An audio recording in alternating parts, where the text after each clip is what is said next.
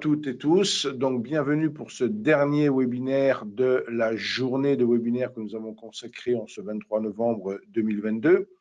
Donc pour ce dernier webinaire, nous accueillons Éric Lefort qui va maintenant nous parler de système en études. Donc pour faire plus rapide encore, je laisse la parole à Éric et je serai bien sûr, comme pour les précédents webinaires, présent en écoute du webinaire et s'il y a lieu que j'intervienne pour apporter une précision qui serait nécessaire vis-à-vis de WH Self-Invest, je le ferai bien évidemment volontiers. Voilà, à toi Éric. Bonsoir à toutes, bonsoir à tous. Donc aujourd'hui, on va s'occuper en fait du suivi d'un webinaire précédent lors duquel on avait étudié les figures, les indicateurs et on en avait tiré quatre ou cinq même systèmes qu'on a déclarés comme étant éventuellement viables. Donc on va revoir rapidement le principe de ces systèmes et leur programmation, enfin la façon dont ils sont programmés, mais très vite, et examiner comment ils se sont comportés depuis, c'est-à-dire depuis qu'on les a mis au point. Il s'est passé un peu plus 7 mois, 6 ou 7 mois à peu près. Donc, on peut voir sur des données qui n'avaient pas été vues au départ ce qu'ont pu donner ces systèmes. Là, voilà. Donc, éventuellement, vous pourrez récupérer donc le PDF de cette conférence en allant sur le site Mogalef Trading. Vous cliquez sur le menu Home, conférence WHS 2022, et vous aurez l'accès au PDF du système de trading. Donc, le premier PDF, vous voyez, qui a eu lieu le 12 mai, donc vous le voilà, et celui d'aujourd'hui, qui est marqué 4 octobre, parce qu'on l'a fait en live en 4 octobre, je l'ai mis à jour à la date d'hier. Alors, là, Éric, je reprends la PDF directement. Oui. Je reprends la parole un tout petit instant. C'est pas que nous ne t'entendons pas, mais il y a des sauts de puissance de son, je dirais. Alors, je ne sais pas si c'est dû au fait que tu t'éloignes ou tu te rapproches progressivement du micro, mais je tenais à te le signaler. Je ne sais pas si d'autres personnes ont la même remarque que moi à faire, mais est-ce que ça va mieux comme ça ou pas? Là, est-ce que ça va oui. mieux? Ouais. Non, pas spécialement. Je tenais juste à signaler ça. Alors, je ne sais pas si je suis le seul à avoir ce petit désagrément sonore. Je voulais juste m'assurer voilà, ou te l'indiquer avant qu'on avance plus dans le webinaire. Bon pour moi, avant et après. Bon, ben voilà. Alors, c'est peut-être que moi, mais je te laisse poursuivre. Oui. Non, bah écoute, ça a l'air de fonctionner à peu près. Oui, tout à fait. Non, mais tu as toujours entendu. Voilà, Mais je vais essayer d'être un peu plus près du micro, peut-être. C'était une question d'intensité sonore, c'est tout. D'accord, ok. Donc voilà pour récupérer donc les PDF, hein, c'est assez simple. Le site Mogalef Trading, menu Home, conférence WHS 2022. Vous aurez accès également à toutes les conférences précédentes et à leur PDF, et accéder au PDF et vous l'aurez directement. Alors le premier système qu'on a examiné, en fait, c'était un système de cassure haussière sur le Germany 40. Alors, les cassures haussières, c'est relativement simple. Hein. C'est un indicateur qui est en standard sur WHS, qui s'appelle Bullish Breakout.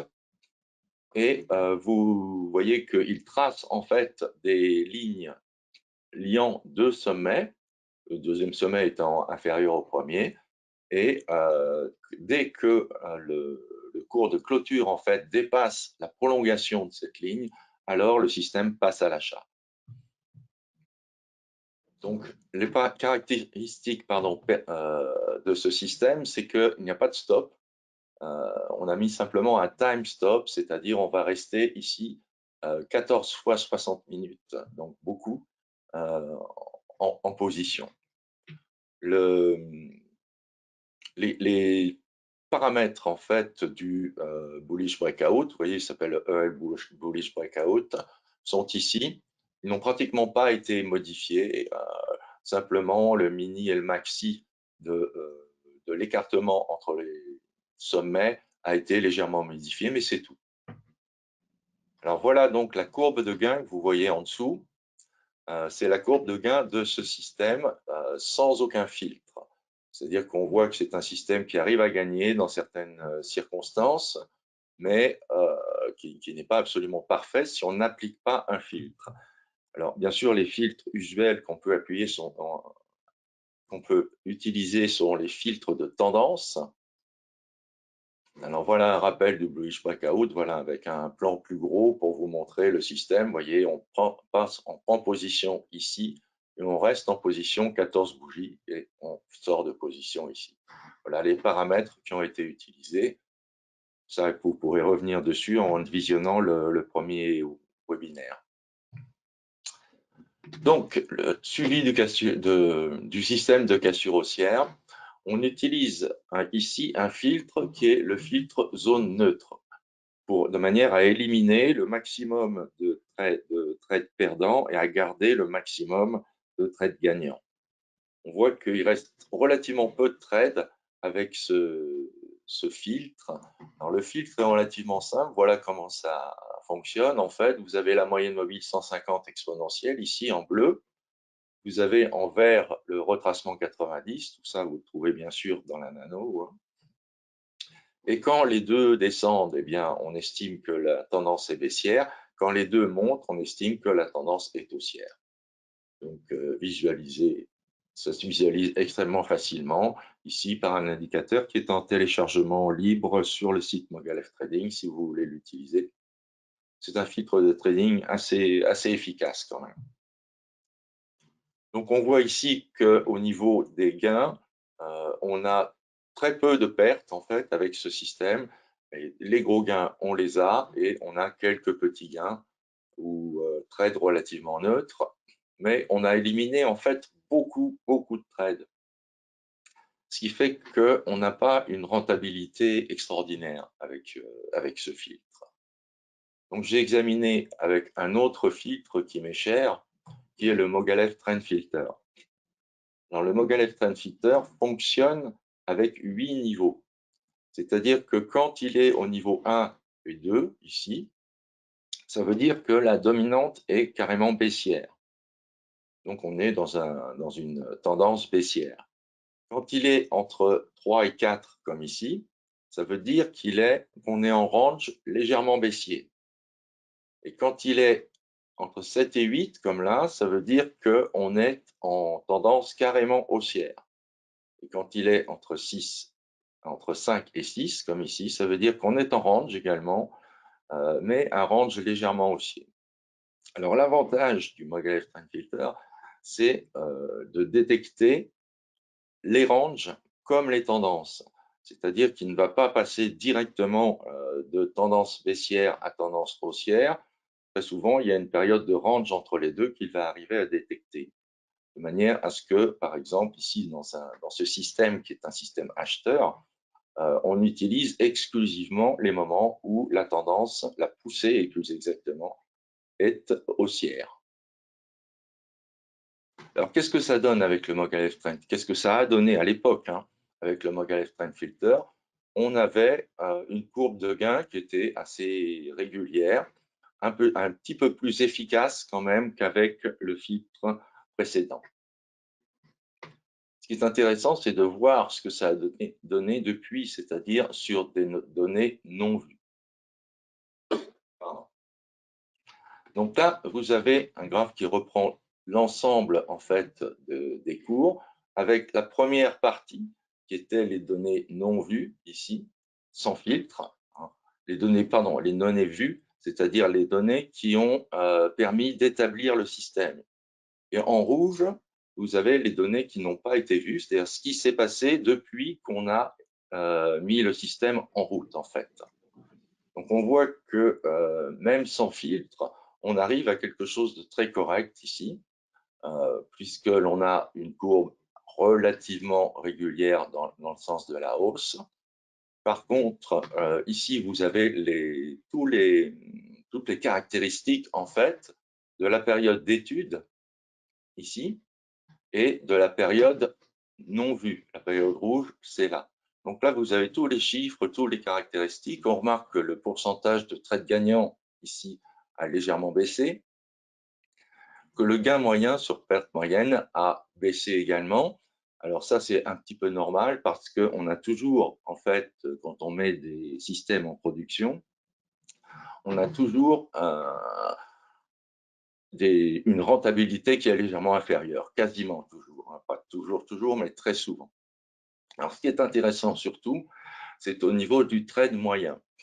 Sur la période d'étude, vous voyez, on avait un trade moyen de 68 points. Ça veut dire que à chaque fois qu'on rentrait, le trade pouvait être gagnant ou perdant, bien sûr, mais qu'en moyenne, sur l'ensemble des trades, on gagnait 68 points par trade.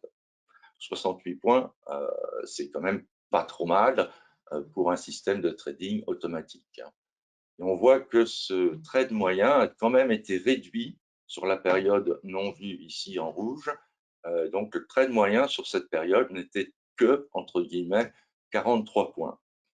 43 points, ça reste encore extrêmement confortable pour un système de trading, surtout qu'il est relativement régulier. Par contre, ce qui est intéressant, c'est de voir ce que ça a donné avec les filtres. Donc, avec le filtre zone neutre, le premier filtre qu'on a vu, voilà ce que ça donnait donc en période de test et voilà ce que ça a donné en trading sur la période suivante. On voit que globalement, c'est gagnant effectivement, mais qu'on s'est pris ici une grosse perte. Hein. Une grosse perte qui explique que d'un trade moyen de 121 sur la partie d'études, eh bien sur la partie mise en production, je dirais, on a un trade moyen seulement de 47 points. Ce qui est à peu près équivalent à ce qu'on avait au-dessus sans filtre. Donc là, on voit que le filtre n'est pas réellement très efficace en fait. Donc voilà ce que ça donne maintenant avec le Mogarev Trend Filter. Donc toujours ce système de cassure haussière, hein, je vous rappelle.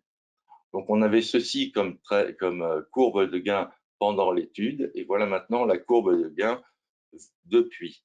Donc vous voyez que depuis, sur les données qu'on n'avait pas vues, donc on a une courbe de gain qui est aussi ascendante. On voit ici, on s'est pris quand même un petit coup de semonce là, avec une petite période perdante qui était quand même relativement supportable. Et vous voyez qu'au niveau du trade moyen, au niveau du trade moyen, en fait, je vois une question, c'est pour ça que je suis un petit peu perturbé. C'est une question d'Angélique à propos du Mogarev Trend Filter. Est-ce qu'il ne va jamais entre 4 et 5 C'est pas significatif. Hein. Vous avez 1, 2, baissier, 3, 4, range baissier, 5, 6, range haussier, et 7, 8, poussée haussière. Donc, il y a une différence en fait entre 4 et 5, ce n'est pas la même interprétation de la poussée. Donc je reviens sur le courbe de gain et nous avons ici, on le remarque, un trade moyen qui a diminué sur la période non vue par rapport à la période d'étude, mais pas du tout de façon drastique puisqu'on reste sur un trade moyen de 79 points. 79 points en moyenne, donc à chaque fois qu'on rentre, en moyenne, on gagne 79 points, ce qui est extrêmement confortable.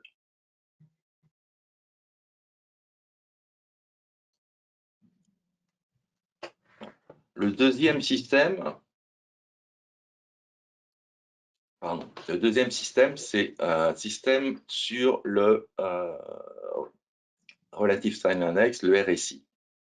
Alors rapidement, vous savez ce que c'est que le RSI, c'est un indicateur de gain qui comptabilise les gains depuis une période, depuis 2 périodes et depuis X périodes, c'est le RSI X, 14 par exemple, 14 périodes. Ensuite, on ramène entre 0 et 100 avec une moyenne à 50, c'est-à-dire en dessous de 50, ça perd en moyenne, au-dessus de 50, ça gagne en moyenne. Ici, on avait fait une étude donc avec le RSI 5.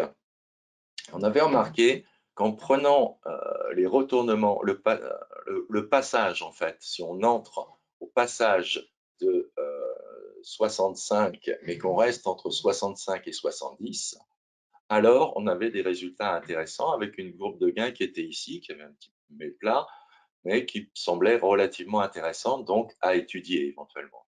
Donc, vous voyez le principe, hein, c'est, voyez la bande entre 65 et 70 qui est ici. Donc, on prend uniquement le RSI quand il arrive entre 65 et 70, ce qui nous donne une entrée ici et une sortie là, puisqu'on reste un certain temps. Ici encore, on n'a pas utilisé de stop loss, hein, pour cette étude. Donc, voilà le résultat donc, de cette étude avec le RSI qui arrive entre 65 et 70. Et là, on passe à l'achat. Donc, voilà la courbe de gain globale. Et on avait une courbe de gain vraiment assez régulière, assez intéressante. Ça, c'était avec le filtre MTF, hein, bien entendu. Et vous avez les caractéristiques à chaque fois du filtre MTF visibles. Ils sont là. Maintenant, qu'est-ce que ça a donné après? Donc, vous voyez ici la courbe de gain sur la période d'étude, et voilà la courbe de gain sur la période en réel depuis. Et on voit que depuis qu'on est passé donc en période post-étude, eh bien, le gain n'a pas été important, voire même il a été négatif, puisqu'on avait sur la période d'étude un gain moyen de 326 points, 326 euros, puisqu'ici on est sur le futur DAX, hein, donc 326 euros, et on est passé à un gain, ou plutôt une perte de moins 27. Donc ce système a vraiment déçu. Alors, c'est probablement parce qu'il avait été suroptimisé. Donc, sur la période de test, on avait testé sur la période, souvenez-vous, quand le RSI arrive entre 65 et 70, mais ça, c'est vraiment un tout petit créneau. Et donc, il suffit que le créneau intéressant se décale dans un sens ou dans l'autre, et ça y est, on a un système qui ne reste pas gagnant, mais qui passe perdant. Donc, ce système-là, sur le RSI 65-70, a priori, il est à éviter. C'est un système qui n'a rien donné sur la période non vue.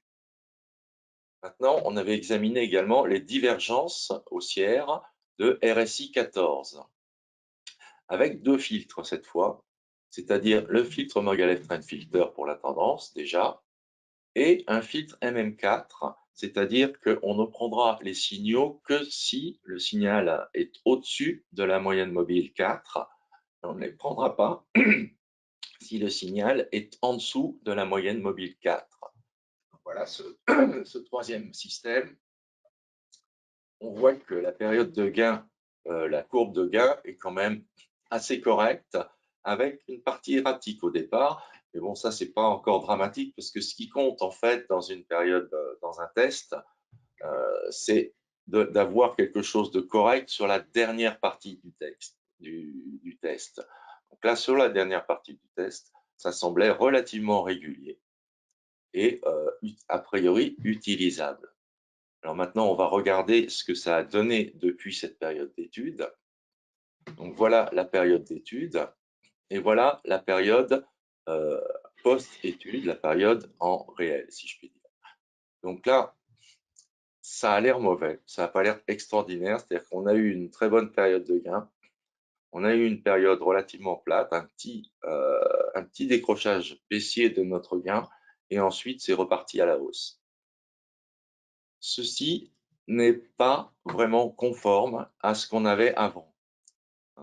En dehors de cette petite partie-là peut-être, mais ce n'est pas vraiment conforme. Ceci dit, effectivement, par rapport à cette petite partie antérieure de l'étude, on se retrouve avec quelque chose d'à peu près équivalent. Donc, ce système, d'après la courbe de gain, semble très, comment dire, enfin, douteux en tout cas. Donc ici, on traite donc les divergences haussières de RSI.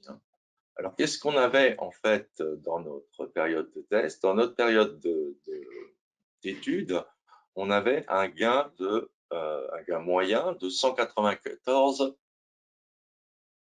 euros. 194 euros. On voit que ce gain moyen est considérablement supérieur à la période de test et c'est dû à de forts gains qui sont venus.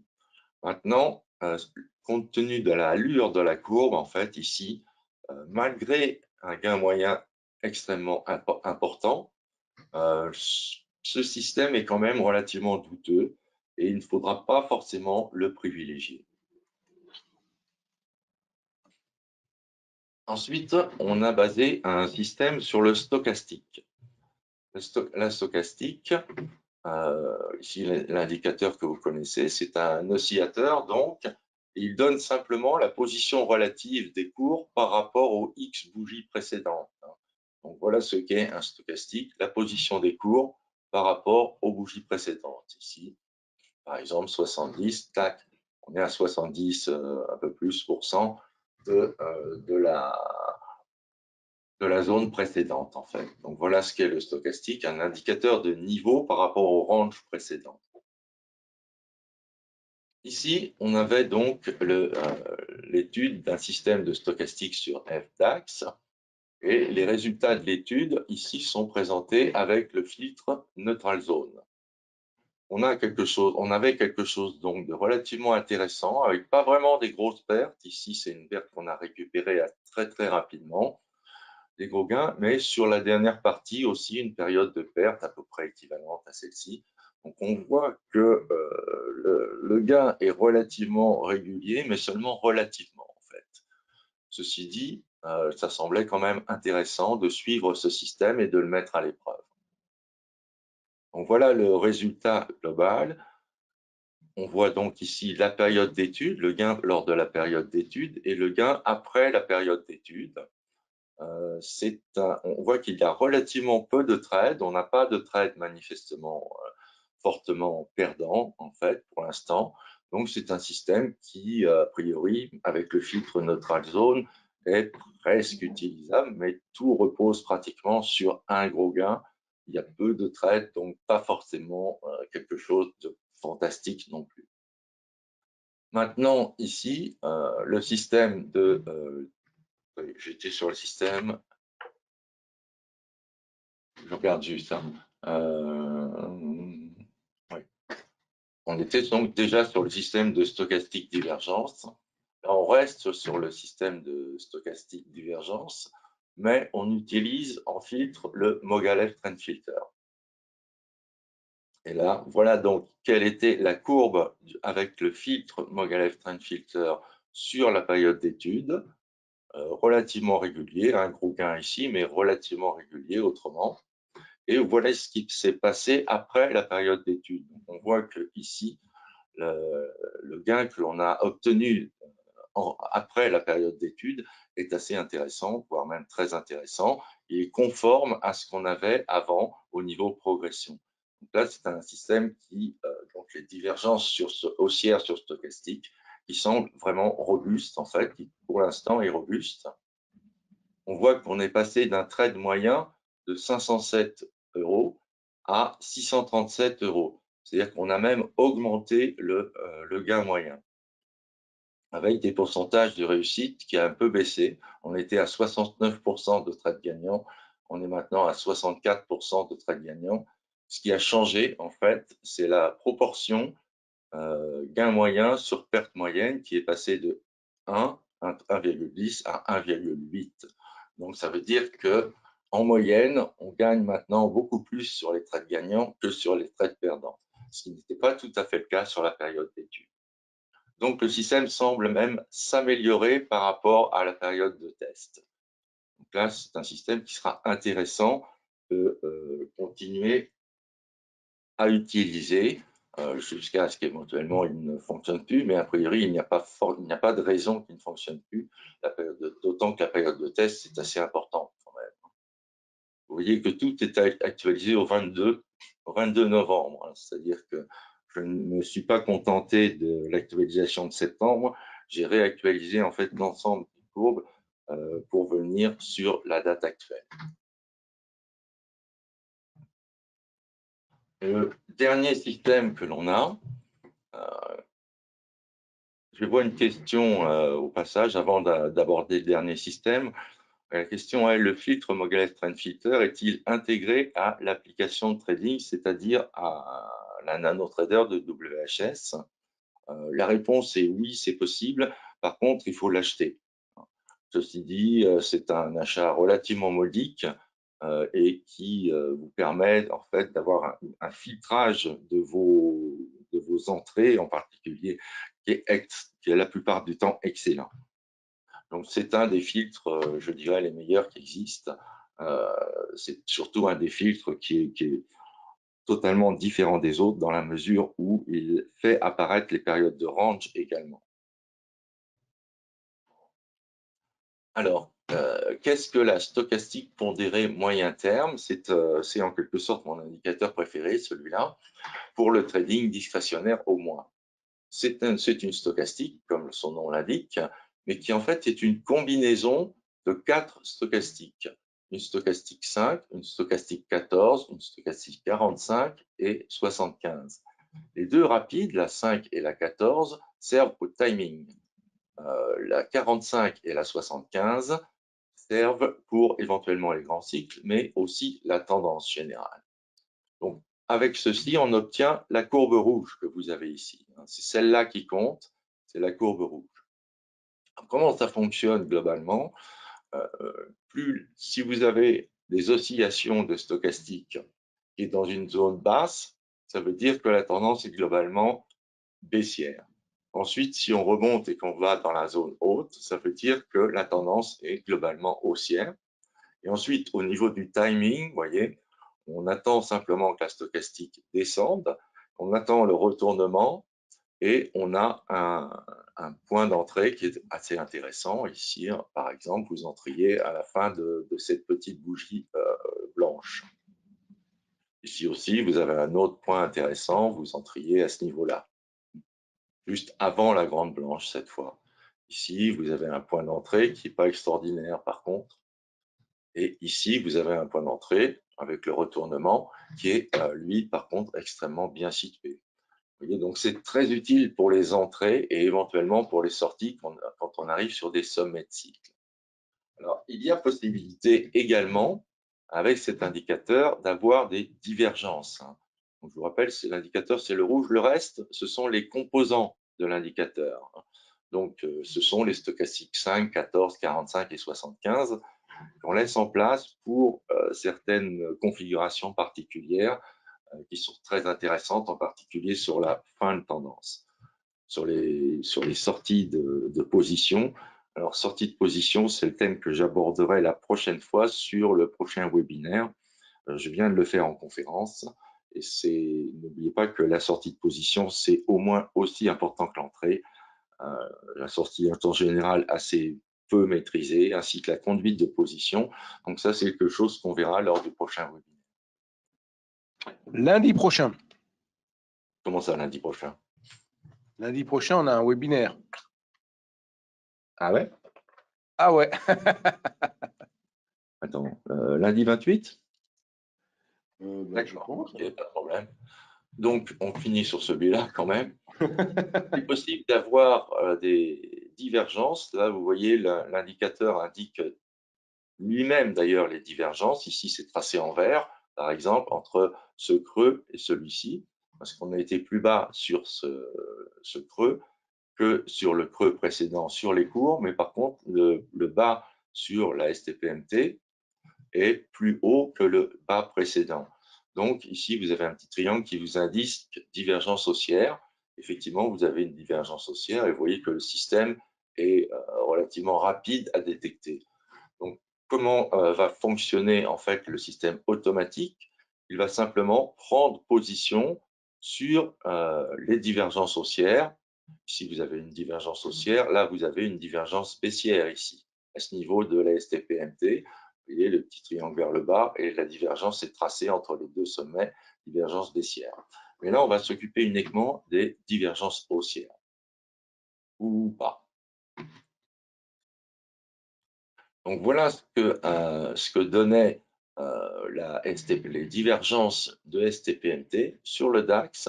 Attention, le matin, curieusement, les divergences ne donnaient absolument rien au niveau gain, c'est-à-dire qu'il n'était absolument pas profitable de trader les divergences de STPMT le matin. Par contre, l'après-midi, ici avec le filtre Mogaev Filter, trend filter toujours, on avait une courbe de gain qui était extrêmement régulière, vous voyez, avec seulement une petite biquette baissière, mais sans grande portée, puisqu'en fait, c'était récupéré très rapidement. Et ça, c'est dû à l'augmentation de volatilité. En fait, on s'est pris un trade, un seul, en plein dans la descente. Et comme on reste 8 fois 8 périodes, ce sont des... Je regarde, c'est du 15 minutes, voilà. Donc, 8 fois 15, ça, c'est un graphe en 15 minutes. Donc, on reste 8 périodes, 8 fois 15 minutes et on sort. Encore une fois, je vous précise, on n'a pas mis de stop loss. C'est-à-dire que, éventuellement, pour remédier aux grosses pertes comme ça, quand elles sont exceptionnelles, c'est assez facile de mettre un stop loss relativement éloigné qui ne casse pas, qui ne fasse pas sortir des trades gagnants. Donc là, c'était une courbe de gain assez régulière, très intéressante, vous voyez, puisqu'on passait de 0 à 35 000 euros assez facilement, enfin facilement, assez régulièrement. Donc voilà le suivi, c'est-à-dire ce qui s'est passé derrière. Donc ici encore, vous avez la courbe de gain sur la période de test, sur la période d'étude, et le gain qui s'est produit depuis la fin de la période de test, la fin de la période d'étude, donc le gain sur des données non vues, sur la mise en production en quelque sorte. Et on voit que le gain a respecté en fait la régularité haussière et l'a même été en s'améliorant. En fait, la pente de gain est encore meilleure que ce qu'on avait sur la période de test. La pente de gain est à peu près équivalente à cette période ici. Donc, c'est vraiment un système qui a l'air robuste, solide. Donc, vous avez à chaque fois si vous voulez le reproduire, hein, vous avez sur chaque diapositive, vous avez tous les réglages en fait de la STPMT, du Mogalef Trend Filter, pour appliquer ce système vous-même et le reproduire éventuellement. Donc, ce qui est intéressant, c'est qu'on avait un gain moyen aussi de 354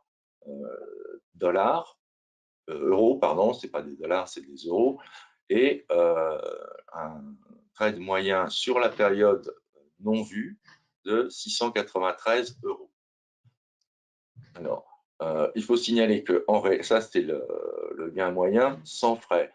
Donc, vous rajoutez éventuellement les frais si vous voulez passer en réel à ce niveau-là. Donc, les frais, il faut compter ici sur le futur DAX à peu près 25 euros de spread et, disons, on va dire 5 euros de frais. On est très large, mais bon. Donc, en gros, une trentaine d'euros par trade. Ça veut dire que le trade moyen ne sera pas en réalité de 693 euros, n'a pas été en réalité de 693 euros, mais en réalité, il a été inférieur, il a été de l'ordre de 640 euros. Alors, ce qui est intéressant également, c'est le pourcentage de réussite, et c'est là qu'on a gagné énormément. De 56% de réussite, on est passé à 71% de réussite. Par contre, on a perdu sur le gain moyen. Le gain moyen par rapport à la perte moyenne, c'est-à-dire on gagne moins que ce qu'on gagnait précédemment par trade. Par contre, plus grand trade gagnant, trade moyen, par trade gagnant moyen, on gagne plus, mais on perd par trade perdant moyen. Donc, globalement, c'est probablement le système qui semble a priori le plus intéressant. Ah, question. Bonjour, avez-vous testé cette stratégie sur un compte en argent réel?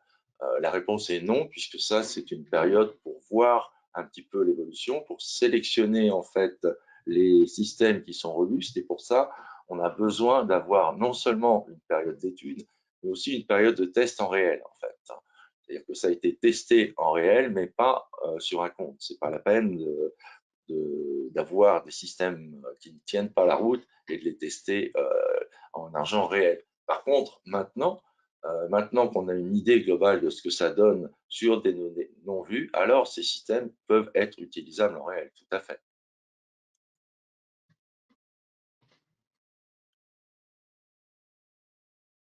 Alors, voilà une vision générale en fait. C'est-à-dire que le comportement des systèmes, ils étaient tous relativement satisfaisants, sauf un. Les performances sur les parties non vues ont été un petit peu différentes. Vous voyez que là, je vous ai mis les chiffres du trade moyen, en fait, sur la partie études et sur la partie non vue, en euros. Hein. Donc, pour la cassure, pour que ce soit équivalent, puisque la cassure, c'est sur le CFD qu'on a fait l'étude, et les autres, c'est sur le futur.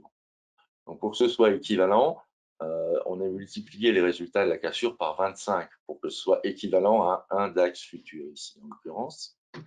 Donc, la cassure montre donc un gain moyen sur l'étude de 2157 € et sur les données non vues, en moyenne, on gagne un peu moins, 1983 €.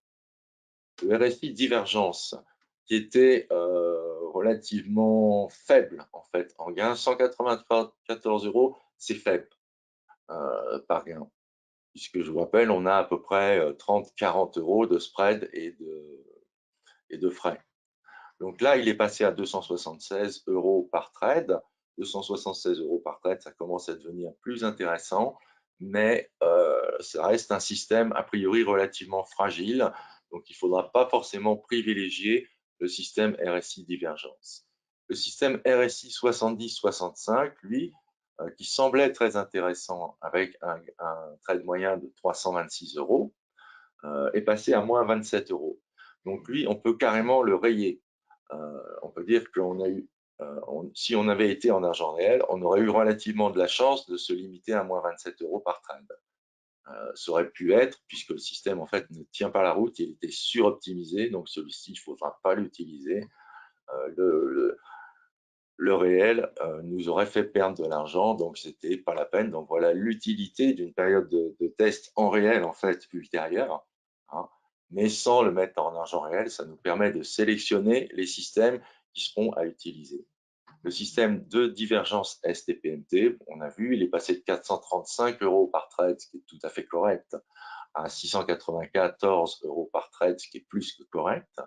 Et le système de divergence haussière sur stochastique est passé de 507 à 637, donc également bon, quelque chose de relativement stable en fait. Ça veut dire que c'est à peu près stable sur la durée, et donc ces systèmes seront intéressants à étudier.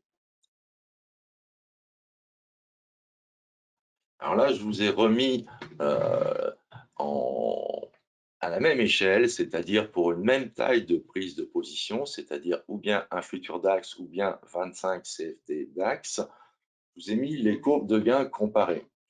Donc, on voit ici la courbe de gain de la cassure haussière, la courbe de gain de RSI divergence, on voit qui est relativement erratique, hein, vraiment qui est difficile quand même à tenir comme système, la courbe de gain des divergences de stochastique et la courbe de gain des divergences de la STPMT avec leur gain moyen ici. Alors, bien sûr, quand on va trader éventuellement, quand on va passer maintenant en réel, on ne va pas se contenter de mettre un CFD ou 25 CFD pour que ce soit à peu près équivalent. On voit que au niveau des trades moyens, il y a des différences. Vous voyez, sur la cassure haussière, le trade moyen est de 1975 €. Sur la RSI divergence, 276. Moins bien, plus petit également. Ça veut dire qu'on fait des trades de moins grande ampleur et ils sont moins rentables surtout. Sur le système de divergence stochastique, on a un gain moyen de 637, qui est à peu près équivalent au gain moyen de ce qu'on a sur les divergences STPMT, c'est-à-dire 694 € en moyenne à chaque fois qu'on rentre. Donc, pour l'utiliser en réel, on ne peut pas se permettre de rester avec ces courbes-là, avec certes un trait de moyen énorme pour la cassure haussière, mais ça signifie aussi un risque énorme, puisque vous voyez, lors de la période qu'on a vue qui était pas extraordinaire, où on a eu en particulier une grosse perte, on était passé de à peu près 38 000 à 25 000, donc ça fait un sacré drawdown. On ne peut pas se le permettre sur un compte normal, donc il va falloir réduire en fait la taille de position sur la cassure haussière de manière à ce qu'elle soit harmonisée avec les autres tailles de position. De même, les divergences stochastiques, on va pouvoir augmenter un petit peu la taille de position pour que ce soit équivalent en fait au niveau des gains moyens en tout cas à peu près, que toutes les courbes soient équivalentes et que nos drawdowns soient supportables, c'est-à-dire nos pertes, nos périodes de perte soient supportables sur un compte réel. Et ça, on ne peut le savoir qu'après avoir mis en production les trades, mais sur un compte paper, pas un compte réel. Donc, vous voyez, ça se fait en 3 phases. Une première phase, la phase étude.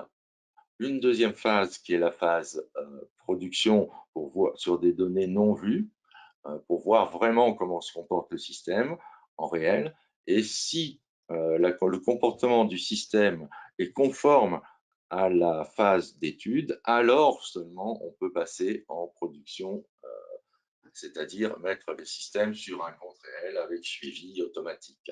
L'avantage, évidemment, de tous ces systèmes, que ce soit le système de cassure haussière, le système de divergence RSI, divergence stochastique et divergence STPMT, c'est que ça peut fonctionner en total automatisme. Pour le total automatisme, vous avez 2 solutions. Ou bien vous faites tourner votre ordinateur chez vous, mais dans ce cas, vous mettez un stop loss, même s'il est relativement lointain, un stop loss qui va vous prévenir en cas d'événements graves, je dirais. C'est-à-dire, par exemple, si vous faites un infarctus, c'est-à-dire si vous perdez définitivement, si vous perdez la connexion Internet à un très mauvais moment, c'est-à-dire si votre ordinateur explose, bon, là, vous aurez des gros problèmes. Alors, si vous avez un stop, il faut savoir que chez WHS, à partir du moment où vous mettez un stop loss, même lointain, il sera chez eux. Le stop loss sera chez eux, donc vous êtes absolument garanti qu'il sera exécuté en cas de malheur, si je puis dire. Donc, la deuxième solution, c'est de ne pas le mettre chez vous, mais de le mettre sur un VPN. C'est une solution, vous pouvez le mettre sur n'importe quel VPN. Un VPN, c'est donc un serveur, un ordinateur qui est délocalisé, qui est dans un serveur, en fait, et qui marche automatiquement, mais qui n'est pas chez vous. En général, ces endroits où les ordinateurs tournent sont relativement proches de la bourse, en fait, en particulier la bourse allemande. Donc, très intéressant parce que vous gagnez quelques microsecondes sur vos passages d'ordre. Mais ce qui est beaucoup plus intéressant, bien sûr, c'est que vous n'avez pas besoin d'avoir votre ordinateur allumé. Vous avez accès, bien sûr, à votre logiciel sur l'ordinateur distant, mais c'est lui qui travaille, c'est lui qui transmet les ordres d'achat, les stops, les ordres de vente, etc. Donc, à partir de ce moment, on se trouve en possibilité donc de mettre en réel. Par contre, c'est ce que je vous expliquais, il va falloir répartir le risque pour mettre tout ça en réel. Alors, il y a plusieurs solutions suivant l'importance de votre compte. Si vous avez un compte avec, on va dire, entre 50 et 100 000 euros, vous pourrez, même peut-être moins que ça, puisqu'on est sur du mini, disons à partir de 25 000 euros à peu près. Pour la cassure haussière, vous pouvez engager un mini DAX. Pour RSI divergence, j'ai mis 1 à 2, mais en fait, un mini DAX, ça suffirait amplement. Pour les divergences de STPMT, vous pouvez engager 5 mini DAX, donc une exposition plus importante en nombre de contrats, et pour la divergence stochastique, 6 mini DAX. Ou bien, si vous avez un compte un petit peu moins important, vous pouvez engager 7 CFD sur la cassure haussière, 5 sur le système de divergence RSI, 25 sur le système de divergence STPMT, 25 CFD, et même 30 CFD sur le système de divergence stochastique. Et maintenant, si votre compte est quand même, disons, inférieur à 5 000 euros, à 10 000 euros, vous pouvez engager, c'est un minimum d'intervention quasiment, 2 CFD sur la cassure haussière, un seul CFD sur la RSI divergence, 5 CFD sur les divergences STPMT et 6 CFD sur la divergence de stochastique, avec une possibilité aussi, c'est de barrer carrément le système RSI divergence c'est-à-dire de ne pas l'utiliser et de rester sur les 3 systèmes cassure haussière, divergence haussière STPMT et divergence haussière stochastique.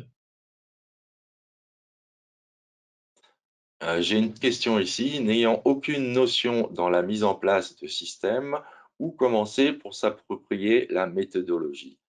Le mieux, c'est d'utiliser, étant donné que vous utilisez la NanoTrader, le mieux, c'est de chercher de consulter toutes les petites vidéos de WHS. Ce sont des vidéos qui durent entre 2 et 4 minutes à peu près et qui vous expliquent pas à pas, en fait, comment mettre en place un système automatique et comment l'utiliser ensuite.